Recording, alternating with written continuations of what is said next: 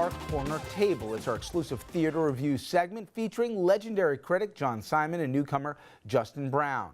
Simon, he wrote for New York Magazine for more than 35 years. He's also written for the New York Times, the Washington Post, and more. Justin, an actor and director who also reviews plays. Well, tonight they take a look at a new play called The Ferryman. Hello, hello, Corner Table friends. Hey, John. Hello, hello. How you feeling? Fine, fine. Love that. Tonight, we're talking about The Ferryman by Jez Butterworth, directed by Sam Mendes. And I am not even going to tell you who's in this show because there are 22 people in this cast. And that is just too much for me to even handle and for us to even have the time to name them all. John, what are your initial thoughts on the show? One person in the cast is a baby. So I guess 21 is really more. 21 and a half. Yeah. And they do seem to get fresh babies all the time. Real, like this is a real baby. Like, y'all, that's the thing about this show. This show has an actual like infant, and that infant probably makes far more money than I do. But what are your initial thoughts? Well, I think it's too long. 3¼ hours is way too much. Too many characters is too much too, because you can't even remember some of the ones from the beginning when you reach the middle. And the mood is very uncertain. You never quite know whom to root for and whom not to root for. It's a tribute to his girlfriend who plays the lead. And for her, it's a wonderful play. But those of us who are not his girlfriend, it's not such a great gift.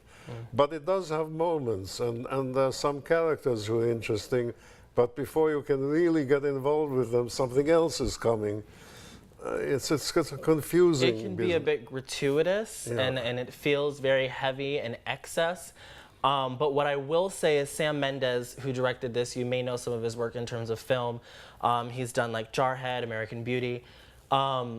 Did a phenomenal job in terms of these group scenes, in terms of transitions, handling a cast of 22 people without 21 people without me losing myself is actually a gift in and of itself, and I think he did a phenomenal job. Yeah, let's not forget the live rabbit we get too, and the live goose we get. I mean, it's quite a show. It's really, I mean, what I think Jez did really well in terms of the style is that it's in this very, even though he's English, it reminds me of really great American plays. It reminds me of like Death of a Salesman kind of shows where it's very family oriented. There's also a lot happening and people are generally invested in the heavy drama of it.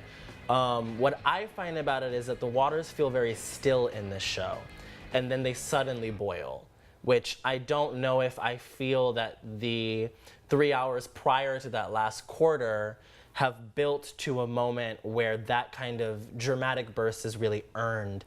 And that kind of feels like my complaint is for a show that's 3.5 hours long, I don't want a sudden dramatic burst moment. I want something that has really built. It doesn't really build up to that. No, the end is totally ad hoc. You would feel that's been improvised for the moment rather than actually scripted, and yet it is. But again, the good acting does help, and the good direction does help. I agree. What I really love to see, and I think is one of the reasons why I would suggest going to see the show, is getting to see very young actors and much older actors on stage.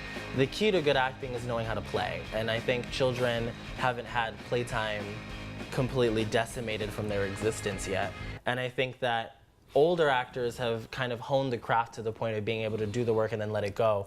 So it's really exciting to kind of see these much older actors and these very young actors on stage really kind of creating a very believable world. Well, speaking of young and old actors, I was delighted to see Fionnuala Flanagan in it, playing the sort of strange, mad aunt.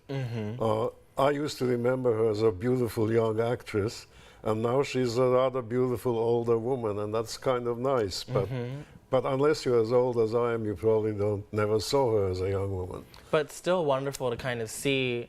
I think what's been cool about this season is seeing very remarkable acting from older actors. This season seems to be the theme, and this definitely didn't disappoint, I feel. So, Corner Table friends, I would definitely suggest seeing it. I think John feels a little more on the fence about it. If you have 3.5 hours, go crazy. But I think it's worth the experience and checking out. I think it'll be a really big talk of the season. When we come back, we wrap things up.